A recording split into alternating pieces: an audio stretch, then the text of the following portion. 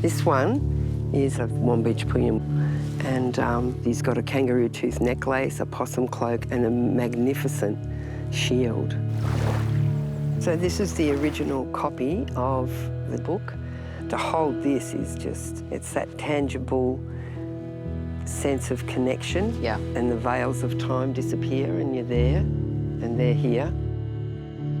So this book helped save languages that would have been wiped out? Yeah, totally.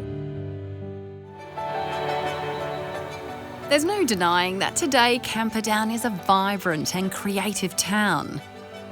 But these volcanic plains look very different prior to white settlement. In the 19th century, tensions rose between the local Aboriginal people and the white settlers.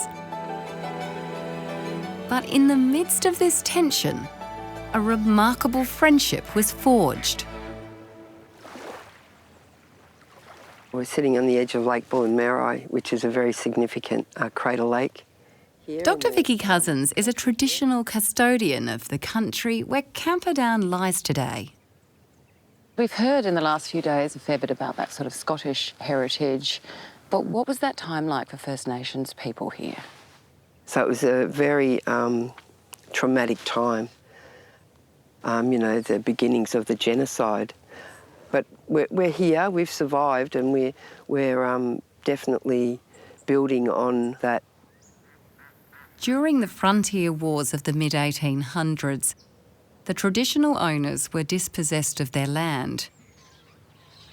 As a last resort, many sought refuge at local missions, although some resisted. Wombeetch Puyuun here in Camperdown refused to leave his country. So I've got a couple of photos here. Oh, I'd really Kerry. like to see. This one is a Wombeetch Puyuun, and he's got a kangaroo tooth necklace, a possum cloak, and a magnificent shield. Besides handsome, he's very proud and, you know, strong and resolute. He was the last of his clan from the Jagged Wurrung to be living on country. He's someone that we look to and, you know, hold up because he stood his ground. At this time, there was one Scot in particular who championed their cause. James Dawson was a pastoralist who also took up the role of protector of Aborigines. And him and his daughter, you know, they did a lot for our people. And Isabella, who'd grown up around our people, actually spoke some of our languages. James and Isabella forged a strong bond with Wombeetch Puyuun and other elders, which resulted in James writing the momentous book, Australian Aborigines. So the book itself was what exactly? The book was published in 1881 with cultural knowledge and laws. There's names, there's a whole heap of language. And so this is the original copy of the book. To hold this is just, it's that tangible sense of connection. Yeah. And the veils of time disappear and you're there and they're here. And then at the back is where the language has been recorded. So it is still very much used today? Yes.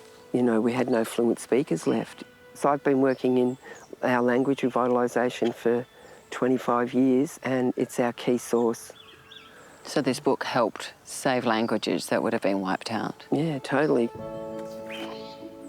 Although Wombeetch Puyuun and James Dawson's relationship extended much further than this book. A friendship that was memorialised upon Wombeetch's death in 1883.